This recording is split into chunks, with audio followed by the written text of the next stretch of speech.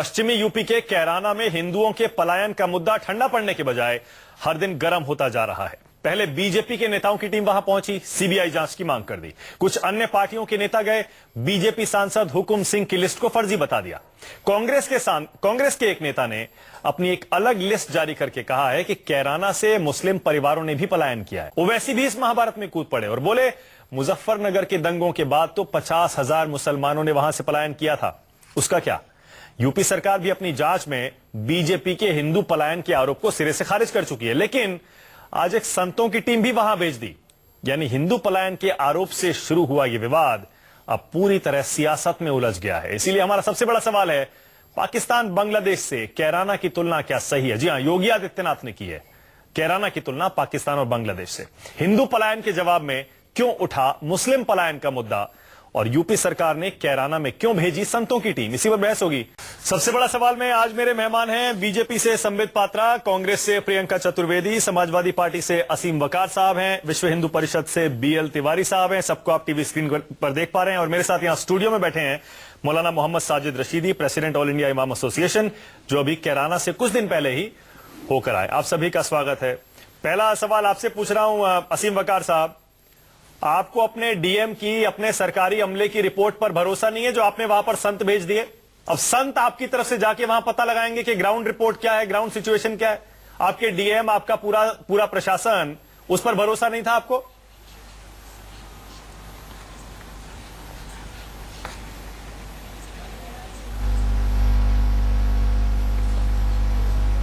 आपकी आवाज नहीं मिल रही। असीम वकार साहब एक सेकंड रुकिएगा एक सेकंड। आपकी आवाज नहीं मिल रही, कुछ तकनीकी दिक्कत है, रुकिए एक सेकंड रुकिएगा। आवाज नहीं मिल रही है, उसे ठीक करते हैं। संबित पात्रा, पाकिस्तान और बांग्लादेश से तुलना हो रही है कैराना की। पहले हमने कश्मीर का नाम सुना था कि कश्मीर से जैसे हिंदुओं को भगाया गया था वैसे कैराना से, अब पाकिस्तान और बांग्लादेश से तुलना हो रही है। ये ज्यादा नहीं हो गया संबित? देखिए, वो तुलना ज्यादा हुआ या कम हुआ ये विषय नहीं है। विषय सिर्फ इतना है कि पलायन हुआ या नहीं हुआ। हम उस पलायन के कंपैरिजन में पाकिस्तान रखे, बांग्लादेश रखे, कश्मीर रखे, ये एक अलग डिबेट का विषय है। मगर आज जिस प्रकार से देखिए, आप खुद ही कह रहे हैं कि क्या ये कंपैरिजन ज्यादा नहीं हो गया? मतलब कहीं ना कहीं पलायन तो हो रहा है, ये आप भी मान रहे हैं। स्वाभाविक रूप से जैसे ठीक अभी हमारे भाई वकार साहब की आवाज तकनीकी खराबी से नहीं आ रही है, समाजवादी पार्टी की जो सरकार है उत्तर प्रदेश में, क्या तकनीकी खराब है जो उसकी आवाज कैराना तक नहीं पहुंच रही है? उसके प्रशासन वहां नहीं जा पा रही है, वहां संत समाज क्यों जा रहा है? मैं यही बोल रहा हूं। देखिए, जो भी संत गए, मैं सभी संतों को प्रणाम करता हूं। संत हमेशा प्रणाम के अधिकारी होते हैं, मगर संत समाज कभी भी संत ब्यूरो ऑफ इन्वेस्टिगेशन नहीं बन सकता है। उसके लिए सीबीआई है, सेंट्रल ब्यूरो ऑफ इन्वेस्टिगेशन है। अगर आप इन्वेस्टिगेशन नहीं कर सकते हैं, आपको लगता है कि प्रशासन सक्षम नहीं है, तो स्वाभाविक रूप से आप सीबीआई को सौंप दें। अच्छा ठीक है, रुक जाइए। ठीक है, एक सेकंड इन्वेस्टिगेशन कुछ नहीं है। ठीक है, एक सेकंड। असीम वकार साहब जुड़ गए हैं। असीम वकार साहब, संबित भी वही कह रहे हैं, आपको अपनी सरकारी अमले पर, प्रशासन पर, वहां के डीएम पर भरोसा नहीं है जो आपने संतों को भेजा है वहां अब जानकारी लेने के लिए? Sir Bharatiya Janata party, RSS और इनसे जुड़े दलों को छोड़कर हमें सब पर भरोसा है, पूरे हिंदुस्तान पर भरोसा है। बस इन पर भरोसा नहीं है, क्योंकि ये झूठे लोग हैं, इनकी रिपोर्ट झूठी होती है। रही संतों की बात, तो संत ना तो सरकारी होते हैं, ना सियासी होते हैं, ना उनका कोई अपना एक राजनीतिक एजेंडा होता है। और संतों को हमने इसलिए भेजा कि संतों के पास दिमाग भी बहुत अच्छा होता है, दिल भी बहुत अच्छा होता है, और जो संत होते हैं वो ईमानदार भी बहुत होते हैं। तो उन संतों पर बड़ा प्यार आ रहा है, क्या बात है, उन्हीं को संत कहा जाता है। बहुत प्यार आ रहा है संतों पे। इसीलिए हमने ऐसे संतों को भेजा है। सर, संतों को तो हमें हमेशा से प्यार आता है, और हर उस आदमी से हमें प्यार आता है जो इंसाफ परस्त होता है, ईमानदार होता है, हक पसंद होता है। और सबसे बड़ी बात कि जो आदमी मुल्क के साथ खड़ा होता है, जो देशभक्त होता है, हम लोग उससे दिल खोलकर प्यार करते हैं। और जो लोग देशद्रोही होते हैं, जो देश को तोड़ने की बात करते हैं, जो देश के बंटवारे की बात करते हैं, असीम वकार, उनसे नफरत करते हैं और करते रहेंगे। असल वजह यह है संतों को वहां भेजने के पीछे कि आप भी सॉफ्ट हिंदू कार्ड खेल रहे हैं। सॉफ्ट हिंदू कार्ड, आप बीजेपी के गेम में बीजेपी को मात देना चाहते हैं, इसीलिए आपने संतों को भेजा है वहां पे। आप अब सर आप कुछ भी कहते रहिए माननीय गुप्ता जी, माशाल्लाह से आप जहन वाले आदमी हैं, आप कुछ भी सोच सकते हैं, कह सकते हैं, लेकिन ईमानदारी की बात यह है कि हमने हिंदुस्तान के पटल पर एक सच्ची रिपोर्ट रखी है, हिंदुस्तान के अवाम तक हक की आवाज पहुंचाने की कोशिश की है और भारतीय जनता पार्टी को अब देखिए आप खुद मान रहे हैं सच्ची रिपोर्ट रखी सरकारी, उसके बाद संत भी भेज दीजिए। 1947 में मैं वही कह रहा हूं ना, सरकारी रिपोर्ट पर लोगों को भरोसा नहीं है क्या? आपको खुद नहीं है, इसीलिए आपने संत भेज दिए। बात तो वही आ गई ना घूम फिर के। नहीं सर, सरकारी तो भरोसा में था। अब जो लोग साधु संतों पे भारतीय जनता पार्टी की तरफ अभी रुजू किए हुए थे, हमने भारतीय जनता पार्टी की हकीकत सामने रखी है। भाई साधु संत है, साधु संत पे हर आदमी विश्वास करता है क्योंकि वो हक की बात बोलते हैं, ईमान की बात बोलते हैं। अब देखना ये है कि अभी भी लोगों के आंखों से काले चश्मे उतरे कि नहीं उतरे। अच्छा ठीक है, प्रियंका आपके पास आ रहा हूं, लेकिन उससे पहले संबित जवाब देना चाहेंगे आप? यानी आप ही के गेम में आप ही को मात देने की कोशिश हो रही है, इसीलिए संतों को भेजा गया। मैं अभी उत्तर देता हूं। अभी खुद वकार साहब ने कहा कि हमने संतों को क्यों भेजा, क्योंकि संतों में दिमाग होता है, संतों में दिल होता है और संतों में ईमान होता है। क्या ये तीनों चीज की कमी थी प्रशासन के पास? आज खुद अपने मुख से मान लिया वकार साहब ने कि ना तो प्रशासन के पास दिमाग है, ना तो प्रशासन के पास दिल है और ना ही प्रशासन के पास ईमान है, इसीलिए संतों को भेजना पड़ रहा है।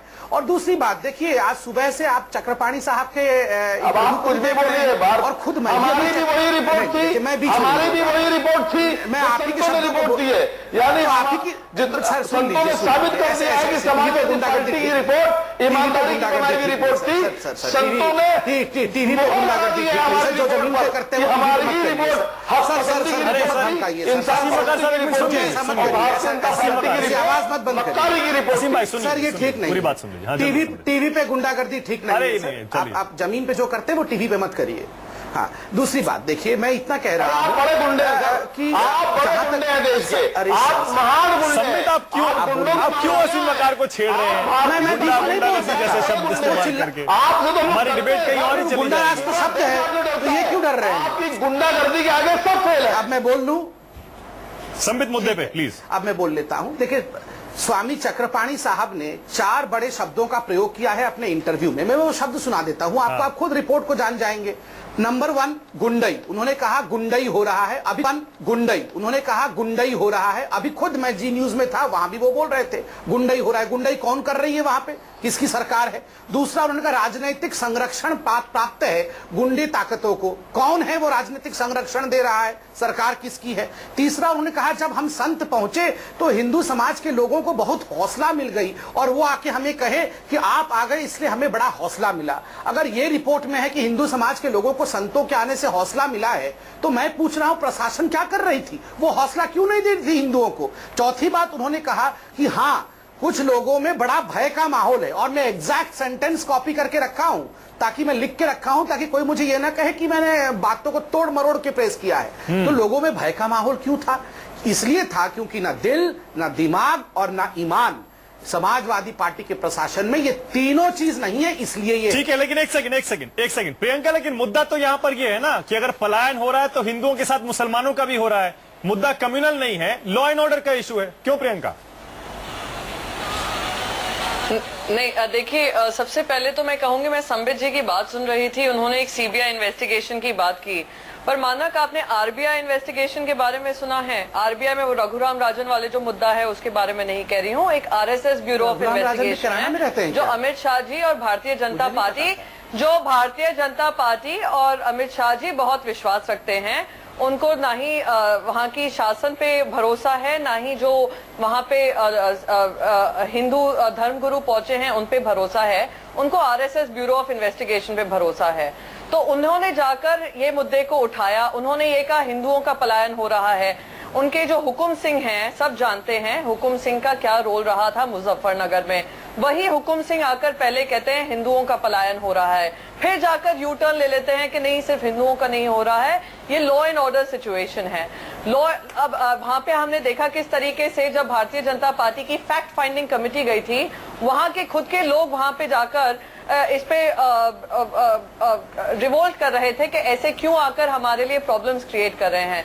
तो ये तो भारतीय जनता पार्टी की सच्चाई है। ये ना ही सीबीआई पे विश्वास करती है, ना ही लॉ एंड ऑर्डर पे विश्वास करती है। वो सिर्फ RSS bureau of investigation, RBI, जो इन्वेस्टिगेशन एजेंसी इनको बताती है, जो बात करने को कहती है, वो अमित शाह जी बोलते हैं। और हम देखते हैं किस तरीके से ये लोग माहौल बिगाड़ते हैं और राजनीतिक फायदा उठाने की कोशिश करते हैं। और मैं एक और चीज कहूंगी, ये समाजवादी पार्टी और भारतीय जनता पार्टी का फिक्स्ड मैच रहा है अयोध्या के समय से। अभी भी हम देख रहे हैं किस तरीके से ये ध्रुवीकरण करते हैं जब भी कोई चुनाव आने वाला होता है। हमने मुजफ्फरनगर देखा 2014 से पहले, अब यूपी में चुनाव आ रहे हैं, तो अब हम ये कैराना की बात अब आपके लीडर हैं आलम चौधरी, उन्होंने भी 300 मुस्लिम फैमिलीज की लिस्ट जारी कर दी है। कह रहे हैं ये फैमिलीज भी गई हैं वहां से छोड़ के। तो ये तो सिर्फ कांग्रेस वालों की लिस्ट नहीं आ रही है, ये तो वहां का शासन भी कह रहा है कि पलायन हुआ है, दोनों तरफ से हुआ है, ये एक ही तरफ का मुद्दा नहीं है। और मैं कहूंगी भारतीय जनता पार्टी की सरकार महाराष्ट्र में है, मराठवाड़ा में कितना पलायन हुआ है। अच्छा ठीक है, नहीं ठीक है, अगर दोनों का ठीक है, नहीं ठीक है प्रियंका, आपका पॉइंट एकदम क्लियर है। हिंदू मुसलमानों के अगर दोनों परिवारों का पलायन हुआ है वहां पर, तिवारी जी एक बात बताइए, तिवारी जी अगर हिंदू मुसलमान दोनों पलायन कर रहे हैं तिवारी जी, तो फिर भारत की तुलना या कैराना की तुलना पाकिस्तान से, बांग्लादेश से, कश्मीर से कितना जायज है ये? बिल्कुल ठीक की गई है। आप देखिए 13 मुस्लिम कंट्रीज में मुसलमान को मार रहा है। ये अपराधी वृत्ति की कौम है, इनके रहन सहन, खान पीन, व्यवहार केवल अपराधी। किसी भी जिले के गंभीर से गंभीर अपराधों की आईटीआई में कॉपी तिवारी जी कैसी बातें कर रहे हैं? केवल मुस्लिम समाज तिवारी जी किसी कौम के बारे में बोलने के बजाय मैं चाहूंगा, एक सेकंड तिवारी जी, किसी कौम के बारे में बोलने के बजाय मैं चाहूंगा आप मुद्दे पर बोलिए जी। क्यों कैराना में केवल कौम का कारण है, पाकिस्तान में कौम का कारण है, बांग्लादेश में कौम का कारण है, सीरिया, तुर्की, अफगानिस्तान, पाकिस्तान, इसमें सब कौम का कारण है। अगर कौम का रहन सहन, वातावरण, सांस्कृतिक व्यवहार ठीक होता तो इस स्थिति ये नहीं होती।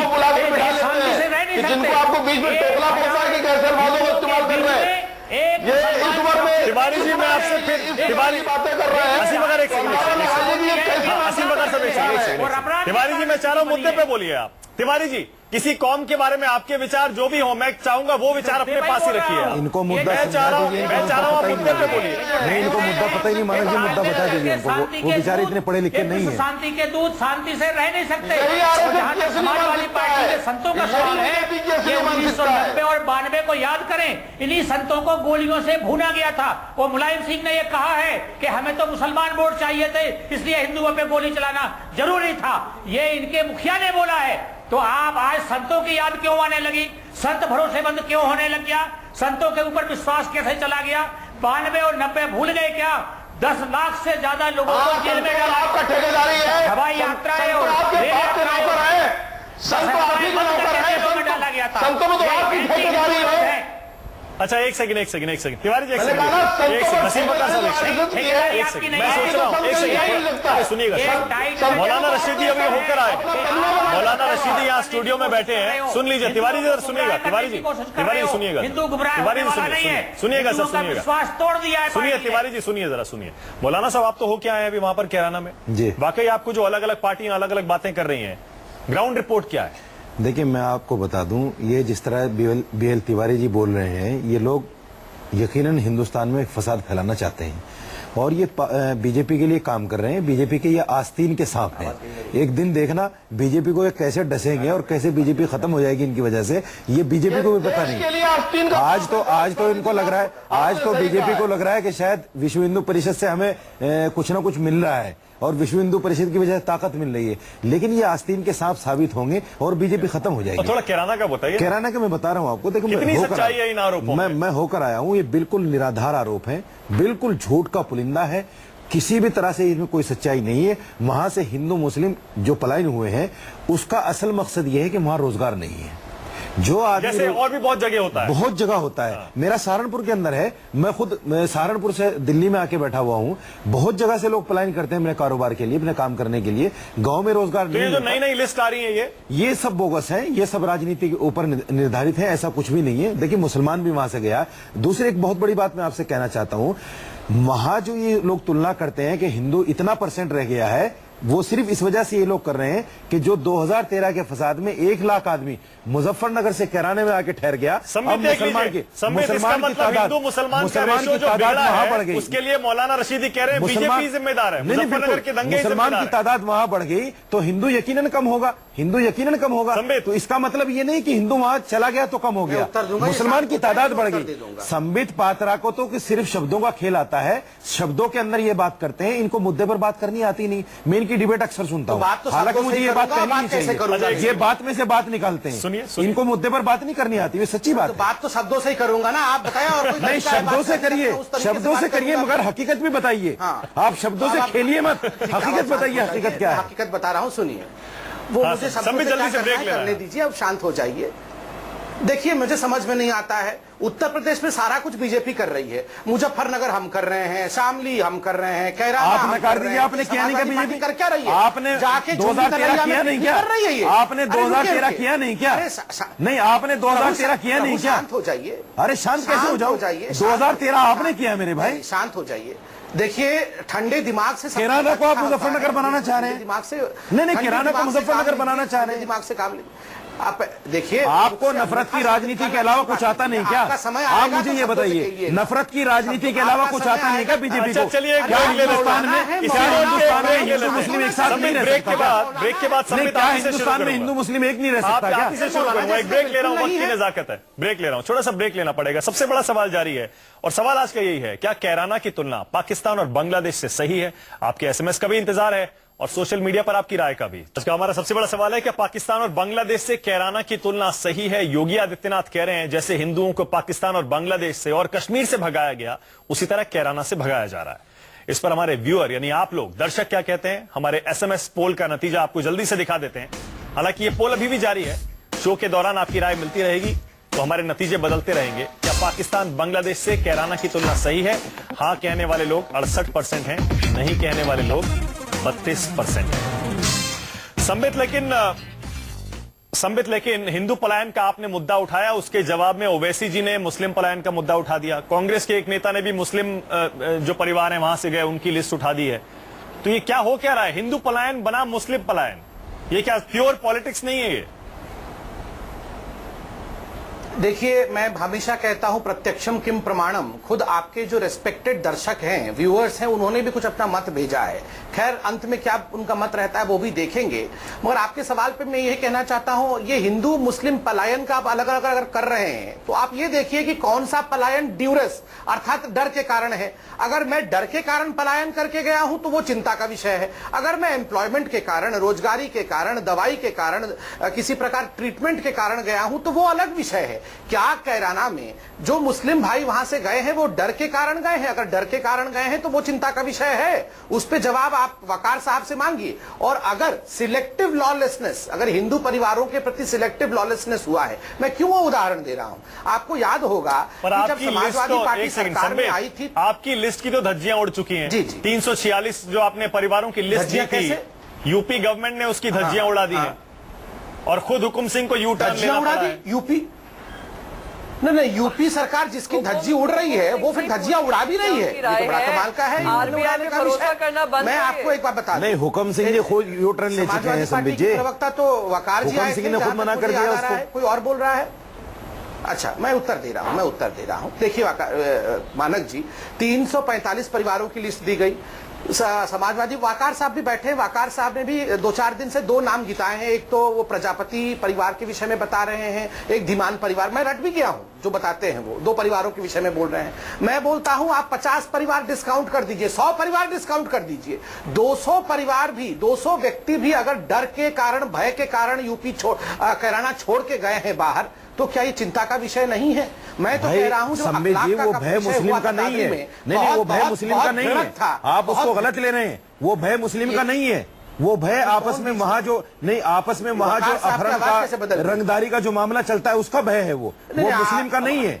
नहीं, मौलाना साहब आप उसको हिंदू अरे मुस्लिम मत मौलाना साहब, बनाइए। आप थोड़ा शांत रहिए। आप अरे राजनीतिक मैं पार्टी के मौलाना मैं हैं वहां क्या? रहता हूँ, आप मैं वहां रहता हूँ। धर्म गुरुओं को थोड़ा शांति से नहीं, बोलना मैं वहां चाहिए। रहता हूँ मेरे भाई। नहीं, आप उसको वहां हिंदू मुस्लिम मत बनाइए। नहीं, अरे आप जहाँ रहते हैं वहाँ प्रशासन नहीं उसको रहती हिंदू है। मुस्लिम मत बनाइए। आप जहाँ रहते हैं वहाँ वकार साहब के प्रशासन को रहना चाहिए। प्रशासन भी यही कहता है, प्रशासन भी यही कह रहा है। प्रशासन रहती है कि नहीं, प्रशासन वो भी यही कह रहा है कि वो मुस्लिम के खौफ से नहीं गए। हाँ, मिले हुए हैं ना प्रशासन नहीं, से। वो आप मुसलमान के तभी खौफ से तो नहीं गया है। प्रशासन की बात करने के लिए वकार साहब बैठे हैं। नहीं, ऐसा आप नहीं मुझे है। बोलने दीजिए, फिर अपने समय में बोलिएगा।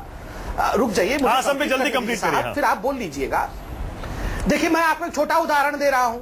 एक लड़की थी, महिला थी, जिसका नाम था मिसबा कादरी। उन्होंने बंबई में खड़े होकर एक दिन सुबह कहा कि मैं मुस्लिम हूं तो मुझे यहाँ पे घर नहीं मिल रहा है। तमाम चैनलों ने इसको हेडलाइन करके चलाया, किसी ने प्रूफ भी नहीं मांगा। बाद में मालूम पड़ा ये झूठ था। तो एक व्यक्ति कह दे तो सब लोग न्यूज बना के चला दे। यहाँ 200, 300, 400 परिवार निकल जाए तो इतना प्रूफ देते रहे सुबह से शाम तक। अच्छा, ठीक है। प्रूफ ही प्रूफ अच्छा, चाहिए एक सेकंड, आपको। ठीक है, मैं तो ठीक है, कहता एक हूं, सेकंड, ठीक अगर है, एक एक सेकंड। व्यक्ति भी चला जाए, ठीक है। एक नहीं, व्यक्ति ठीक भी है। चला जाए तो यहाँ डिस्कशन नहीं होना चाहिए। बिल्कुल सही कह रहे हैं आप, लेकिन उस लिस्ट में जितने 346 नाम है उन सबकी जांच तो होनी चाहिए, पता लगाया जाना चाहिए कि उनमें कितने नाम वाकई तो समाज थोड़ी जांच करेगी। सांप्रदायिक वजहों से गए हैं या लॉ एंड ऑर्डर प्रॉब्लम की वजह से गए। लेकिन प्रियंका, अगर समाजवादी पार्टी की सरकार वहां पर संतों को भेज रही है, संतों को, इसको आप कैसे देख रही हैं? प्योर पॉलिटिक्स नहीं है ये। सरकारी रिपोर्ट आ चुकी है जिसमें साफ हो गया, सरकार की रिपोर्ट डीएम की कह रही है कि इसमें बहुत सारे लोग पहले चले गए थे। देखिए मानक जी, दोनों पार्टी का फिक्स्ड मैच तो चल ही रहा है। ऐसे काम से फायदा किसका होता है? हमने मुजफ्फरनगर में देखा कैसे समाजवादी पार्टी का बंटवारा हो जाता है और हिंदुओं का बंटवारा हो जाता है, मुसलमानों का बंटवारा हो जाता है वोटों को लेकर। तो ये तो इनके फिक्स्ड मैच, जब से बाबरी मस्जिद का किस्सा हुआ है तब से समाजवादी पार्टी और भारतीय जनता पार्टी का चल ही रहा है।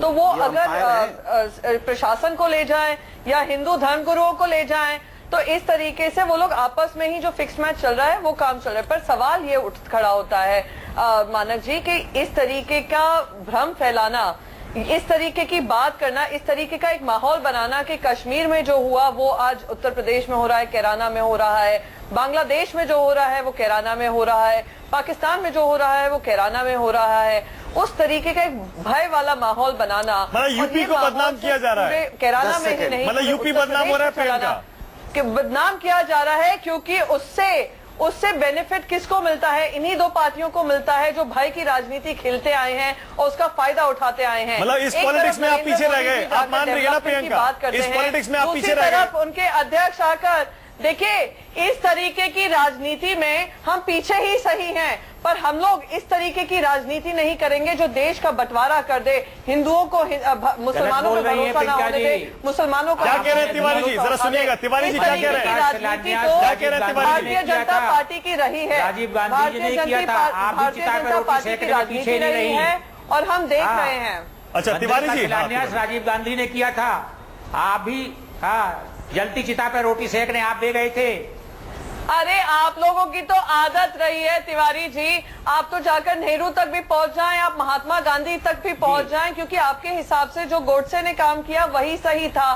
तो ये तो आपका सोच है, ये आपका धर्म है, ये आपकी सच्चाई जहाँ जानी होगी सच्चाई जाएगी है। सच्चाई को कौन रोक सकता है? अच्छा एक सेकंड, गोडसे छोड़ दीजिए, वापस कैराना पे आ जाते हैं। तिवारी जी एक सवाल का जवाब दीजिएगा मुझे। प्रियंका जी, ऐसे आज ऐसा मत करिए जो कैराना की जनता ने तक दे दिए। आज भाई अच्छा नहीं, आज गुस्सा मत करिए। एक सेकंड, आज गुस्सा मत करिए। तिवारी जी आपके पास एक सेकंड में आऊंगा, लेकिन असीम बकार यूपी बदनाम हो रहा है भी कर रही है। प्रियंका भी कह रही है यूपी को बदनाम किया जा रहा है। आपको भी लग रहा है यूपी बदनाम हो रहा है बेवजह? यूपी ही नहीं बदनाम हो रहा है, हमारा मुल्क हिंदुस्तान यूपी क्यों बदनाम होगा? समाजवादी पार्टी बदनाम हो रही है। और बदनाम करने वाले हमारे हिंदुस्तान के आस्तीन के सांप, आस्तीन के जहरीले सांप। देखिए असीम बकार और बीजेपी, असीम बकार हमारे हिंदुस्तान को पूरी दुनिया में बदनाम कर रहे हैं। असीम बकार एक बात बताइए मुझे, ये तो आप खुद भी मान रहे हैं कि हिंदू भी गए हैं, मुस्लिम भी वहां से छोड़ के गए हैं, एक्सटॉर्शन वहां पर हो रहे हैं, रंगदारी हो रही है, मर्डर हो रहे हैं, और आप कह रहे हैं बदनाम हो रहा है। ये कहिए ना कम्युनलिज्म नहीं है, सांप्रदायिक वहां पर माहौल नहीं है, लेकिन वजह तो है ना, लोग छोड़ के जा रहे हैं, आप कह रहे हैं बदनाम हो रहा है। आप सवाल पूछते हैं 1 किलोमीटर का, जवाब के लिए टाइम देते हैं आप 100 मीटर का। ये तो बड़ा आप मेरे साथ ज्यादती करते हैं साहब, बड़ा लंबा सवाल पूछते हैं, टाइम जवाब का देते नहीं। अभी शुरू में संबित पात्रा जी ने चक्रपाणी महाराज का नाम लिया था, वो भी उस दल में शामिल है जो हमारी समाजवादी पार्टी की तरफ से गया है। हाँ। और चकपाणी महाराज जी हिंदू महासभा के अध्यक्ष हैं। हिंदू महासभा, ये जो बैठे हैं तिवारी जी कड़वे बोर वाले, ये भी जानते हैं हिंदू महासभा कि कौन लोग हैं वो। और चकपाणी महाराज ने जो बात कही है कि सिर्फ 3 परिवार हम लोगों को ऐसे मिले जो लोग डर की वजह से, जिसके घर वालों देश के बाहर के लोग हैं क्या? इस देश के नागरिक हैं क्या वो लोग? क्या उनको अपनी बात कहने का हक नहीं है क्या? उनकी परिभाषा आप तय करेंगे क्या कि वो क्या बोलेंगे क्या नहीं बोलेंगे? हिंदू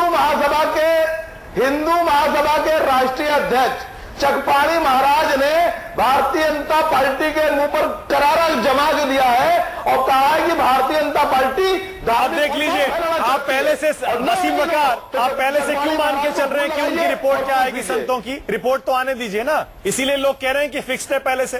संतों की रिपोर्ट आपको क्या पता क्या आएगी? आने तो दीजिए पहले। मैं इसलिए कह रहा हूं मानक गुप्ता जी, इसलिए कह रहा हूं कि अभी आपके चैनल से पहले हम लोग एक चैनल पर बैठे थे, वहां चकपाणी महाराज बहस में थे और उन्होंने साफ तौर से कहा कि भारतीय जनता पार्टी देश में उन्माद फैलाना चाहती है और धार्मिक रंग देकर हिंदुस्तान का बंटवारा चाहती है। और उन्होंने कहा कि उत्तर प्रदेश की सरकार की जो रिपोर्ट थी कि किसी भी तरह से कोई भी पलायन सांप्रदायिक वजह से या दहशत से नहीं हुआ है। अच्छा तिवारी जी, जो रिपोर्ट, मुझे लगता है तिवारी जी इस बात का जवाब दे पाएंगे बेहतर। तिवारी जी अगर संत यहाँ पे ये कह दें, तिवारी जी अगर संत ये कह दें कि वाकई बीजेपी की जो लिस्ट है, टेलीफोन पर बात कर सकते हैं। एक सेकंड, तिवारी जी अगर बीजेपी की लिस्ट को संत ही गलत बता दें और कह दें यहाँ पे सांप्रदायिकता का कोई माहौल नहीं है, कोई मसला नहीं है, उसके बाद उसे तो मानना पड़ेगा। संतों की बात तो मानेंगे या नहीं मानेंगे? ये संत लोग पहले से किसी वर्ग विशेष के द्वारा आहूत किए गए हैं। ये निष्पक्ष लोग नहीं है। इसमें वो कांग्रेस के टिकट पर लड़ने वाले नेता लोग भी हैं जो संतों का आपने भी कैसा सवाल हुए हैं, पूछ लिया, वो भी संत लोग उसमें शामिल है। नहीं, कातिल के हाथ में इंसाफ दे दोगे तो क्या वो इंसाफ कर लेगा? कातिल के हाथ में इंसाफ दे दोगे तो इंसाफ कर लेगा? ये तो खुद उस काम को करने वाले हैं। ऐसा आपके सवाल पूछ लिया। देश की राजनीति करते हैं, आप उन्हीं संतों पे उंगली उठा रहे हैं। ये हालत है भारतीय जनता नहीं, ये तो पार्टी खुद की। और कातिल हैं, ये इंसाफ कैसे कर जिन पाएंगे? संतों के भरोसे आज उन्होंने वोट बटोरे कोई हैं राजनीति नहीं उत्तर करता। प्रदेश में, आज अरे उन्हीं बेल संतों कपूर जी, आप तो पे खुद कातिल हैं। ये उनकी आस्तीन में छुपे हुए नाग, ये देश को मौका नहीं दे रहे हैं क्या? फिर मानेंगे? एक सेकंड मौलाना साहब, संतों की रिपोर्ट, लेकिन एक बात है, मैं आ सकता हूँ? संबित एक सेकंड बस, छोटा सा कमेंट में आपसे ये चाह रहा पशुओं हूं। की पराकाष्ठा पर हो। तिवारी जी, क्या नाग की बात कर रहे हो, सांपों की बात कर रहे हो? अरे तिवारी जी, आप उससे कम नहीं हो, आप उससे कम नहीं हो। नहीं, सांपों से और नागों से कम नहीं हो। आपने तो कसम खाई है कि हिंदुस्तान में आग लगा के छोड़े। मौलाना साहब कहाँ इस डिबेट को? बहुसंख्यक समाज को आप तिवारी जी एक सेकंड, तिवारी जी यही वृत्ति है मुसलमानों की। अरे एक सेकंड तिवारी जी, मुसलमानों की नहीं, तुम्हारी है। अरे मुसलमानों की नहीं, विश्व हिंदू परिषद की है, बजरंग दल की है, आरएसएस की है। ये तुम्हारी है, मुसलमान की नहीं है। मुसलमान इस मुल्क से अमन चाहते हैं। छोटा सा ब्रेक, ये आपकी है तिवारी जी, हमारी नहीं है। चलिए एक छोटा सा ब्रेक ले रहा हूं और ब्रेक के बाद शायद मुझे लगता है डिबेट के लिए समय बचेगा भी नहीं। एसएमएस पोल का हम नतीजा दिखा देंगे इस ब्रेक के बाद। बहुत बहुत शुक्रिया सबसे बड़ा सवाल में आने के लिए मौलाना रशीदी, बहुत बहुत शुक्रिया संबित पात्रा, प्रियंका चतुर्वेदी, असीम वकार, बीएल तिवारी, सबसे बड़ा सवाल में आने के लिए बहुत बहुत शुक्रिया।